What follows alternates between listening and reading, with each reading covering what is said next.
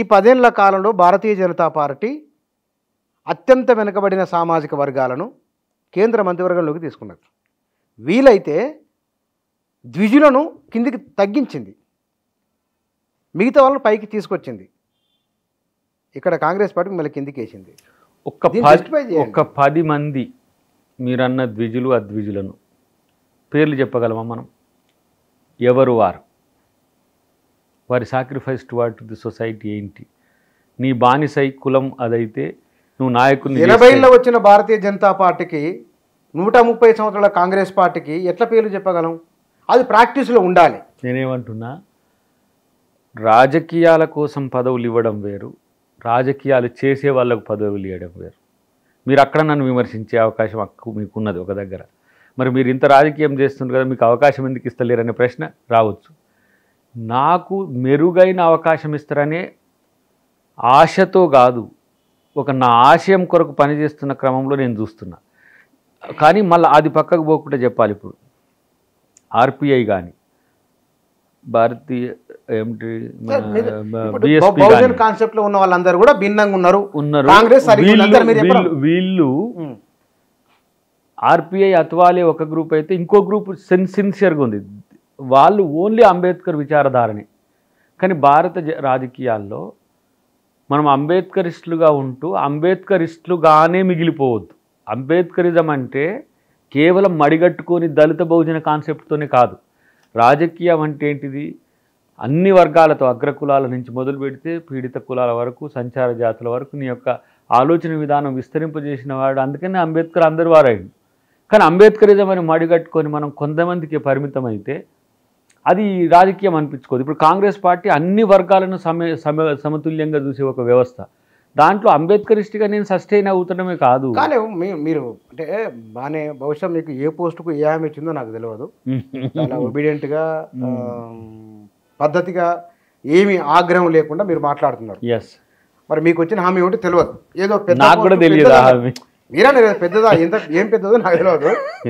కింద కామెంట్లలో సోషల్ మీడియాలో దయాకర్ గారు మీకు పోస్ట్ కావాలంటే చంద్రబాబు నాయుడు కలవండి, వైఎస్ ఎమ్మెల్యేని కలవండి, మీకు తప్పకుండా పోస్ట్ వస్తాను కింద కామెంట్లు ఉన్నాయి. బహుశా మా వాళ్ళు డిలీట్ చేయొచ్చు, వస్తారు చూడమని చెప్పి నేను చూపిస్తాను మీకు. కూర్చొన్నా నేను ఒకటి చెప్పనా, దయాకర్ లక్ష్యం హోదా అయితే మాలమానాడు ఏర్పాటు చేయడు. ఎవరైనా కుల సంఘం ఏర్పాటు చేస్తారా? విద్యావంతుడు ఎవరైనా, ఏ చదువుకున్నోడు, పిహెచ్డి చేసే స్థాయివాడు ఎవడైనా కులం సంఘం పెడతారా? ఎందుకు? మహర్ అనే జాతితోనే అంబేద్కర్ తన యొక్క రాజకీయ విధానాల్ని ప్రపంచానికి చెప్పిండు. నేను మాలమానాడు ఏర్పాటు చేసిన మీకు తెలుసు. నేను మాదిగలకు వ్యతిరేకంగా పెట్టలేదాన్ని. తెలంగాణ రాష్ట్ర విభజన క్రమంలో దానికి అనుకూలంగా పెడుతూనే అన్ని కులాలతో కలిసి పనిచేసే ఒక వ్యవస్థను ఆ సంఘంతో నేను నడపడం కాదు. మాలమానాడు అధ్యక్షుడిగా మాదిగ దండోరా 25 సంవత్సరాల ఈదుమూడి సభకు పోయిన నేను. అక్కడ ఈ మాదిగ మాలల సమస్య పరిష్కరించమని ఆ రోజు సహాయ మంత్రిగా ఉన్న మన కిషన్ రెడ్డి గారు, హోంశాఖ సహాయ మంత్రిగా ఉన్న కిషన్ రెడ్డి గారు, వారి కృష్ణమాది గారి దగ్గర వాళ్ళిద్దరు అన్నదమ్ములు లెక్కుంటారు. నేను వాళ్ళ దాంట్లో చిన్న తమ్మునిగా పోయి ప్రపోజల్ పెట్టిన ఆ రోజు నేను కాంగ్రెస్ పార్టీ ప్రతినిధిగా ఉన్నా, at the same time Malamanadu అధ్యక్షునిగా కూడా పెట్టిన. నా ఆలోచనలో ఎంత వైరుధ్యం ఉంది, ఎంత మానవీయ కోణం ఉంది. పదవుల కోసమే అయితే మాలమానాడు సంఘం పెట్టడం ఎందుకు? మాలమానాడు సంఘం పెట్టుకుపోయి మాదిగ దండోరా సభలో నేను మాట్లాడడం ఏంటి? నుంచి తెలంగాణ ఉద్యమంలో పాల్గొనడం ఏంది? దాంట్లో నాయకుడిని కావడం ఏంది? అక్కడ మహానాయకుడిగా వచ్చి కాంగ్రెస్ పార్టీలో ఇప్పుడు టికెట్ ఇవ్వండి అని కొట్లాడడం ఏంటి? అసలు ఏమైనా పోలిక ఉందా? 10 సంవత్సరాలు తెలంగాణ ఉద్యమం కొరకు చేసిన ఆ రోజు తెలంగాణ ఉద్యమ మొహము అంటే మీరు ఎమ్మెల్యేగా, ఎమ్మెల్సీగా, ఎంపీగా పోటీ చేస్తారా, లేకపోతే కనుక జీవితం ఇట్లా పోనీ ఉండనియండి అని వదిలేద్దాం? ఏం మీ ఉద్దేశం? నేను ఏమంటున్నా, నేను నా మొమెంటం చెప్తున్నా మీకు. దీంట్లో రేపు నేను ఎక్కడ ఫిక్స్ అయితే దేనికి ఫిక్స్ కాదు. నేను ఏ హోదాకు నేను ఫిక్స్ కాకుండా నాకంటే ఎక్కువ ఉండేటోళ్ళు వాళ్ళకు మాత్రమే పరిమితమయ్యే హోదాలు ఏమి? అదే అంటున్నా, అడగంత అమ్మన్నా పెట్టదు సామెత ఉంది. ఇప్పుడు నేను ఎందుకంటే వాస్తవానికి ఇంటర్వ్యూ పిలవడానికి కారణం ఏమిటంటే, నేను మీ ప్రస్తావన తీసుకొచ్చి ఒక వీడియో పెడితే మీ పేరు చెప్పగానే 60, 70, 100 చూస్తున్నారు.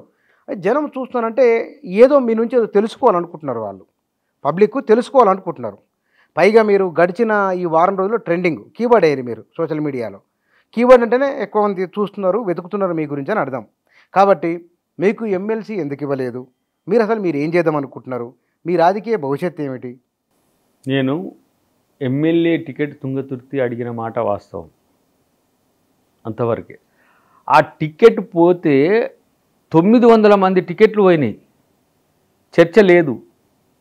అద్దంకి దయాకర్ది పోతే ప్రజలు ఎందుకు రెస్పాండ్ అయ్యిండ్రు, నేను ఎందుకు పెట్టిన వీడియోకు జనం రెస్పాండ్ అయ్యిండ్రు, నాకు తెలిసి ప్రపంచంలో ఉండే తెలుగు వాళ్ళందరూ మేధావుల నుంచి నాన్ పార్టీ ఇంటలెక్చువల్స్తో పాటు ప్రతి ఒక్కరు స్పందించింది. నేను ఎమ్మెల్యే టికెట్ త్యాగం కాదది, ఒక ప్రత్యామ్నాయంగా సామిల్ గారికి ఇచ్చిండ్రు. నేను ట్రెండింగ్లో ఉండడం అంటే ప్రజలు నా మీద ఆలోచనతో ఉన్నారు, ఒక మంచి ఒపీనియన్తో ఉన్నారు కాబట్టి ప్రజలు చూస్తుండొచ్చారు దయాకర్కి ఎమ్మెల్యే టికెట్ రాలేదని.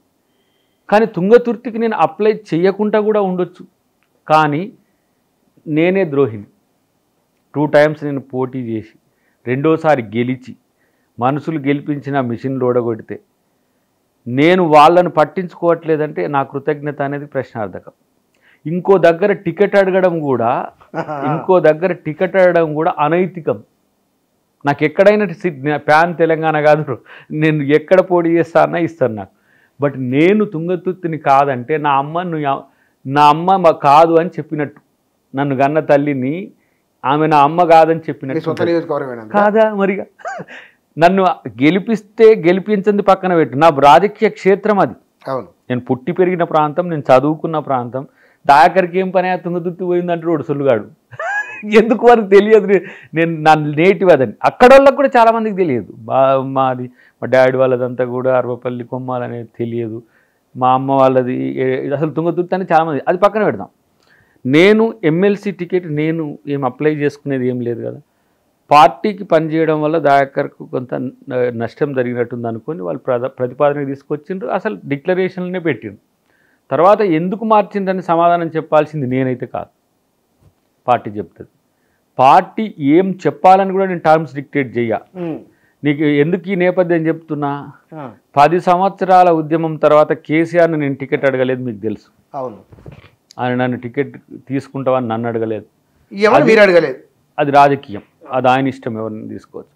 నన్ను కాంగ్రెస్ పార్టీ ఆహ్వానించింది, దామోదర నరసింహ గారు తీసుకొని పోయిండు, ఒక మాదిగ బిడ్డ రాజు గారు సోనియా గాంధీ గారి దగ్గర తీసుకుపోయిండు. దయాకర్ అప్పుడు కూడా ఆమె పిలిచింది, ఎప్పుడు కోదండరామ్ గారు అంతా మేము కలిసిన రోజు, అరే ఎంగుగున్నావు పిల్లగా, నువ్వు ఏం రా ఇది, నువ్వు రాజకీయాలు చేయాలనుకుంటే మా పార్టీలకు రా, నీకు అవకాశం కల్పిస్తా అన్నది ఆ రోజు, చిన్న డైలాగ్ అంతే. తర్వాత దిగ్విజయ్ సింగ్ మేడం గారే, తర్వాత ఇక్కడ దిగ్విజయ్ సింగ్ గారు వచ్చి, మీరు ఎవరైనా రాజకీయాలకు రావాలంటే మీరు కాంగ్రెస్ పార్టీని మీరు ఎంచుకుంటే మీకు అవకాశం 2 times టికెట్ ఇచ్చారు మీకు. 2 times ఇచ్చిండ్రు. ఆమె పిలిచింది, టికెట్ ఇచ్చి ఓడిపోయినా కూడా నేనేం ఎటుపోలే. తర్వాత 18లో కూడా ఓడిపోయినా కూడా నేను కాంగ్రెస్ పార్టీతో ఉన్నా. కానీ 23లో ఇవ్వకపోతే ఎటైనా పోతే నువ్వు అవకాశవాదివే కదా, ఇక రాజకీయ నీతులు చెప్పే హక్కును కోల్పోతావు కదా. ఆ కట్టుబాటే నేను నేను ట్రూ అంబేద్కర్ రైట్ను, నేను true Congress men, voice of the Congress బియ్యం తొక్క అంతా చెప్పి నువ్వు డిఫెక్ట్ అయితే నీ మాటకు విలువేదిగా.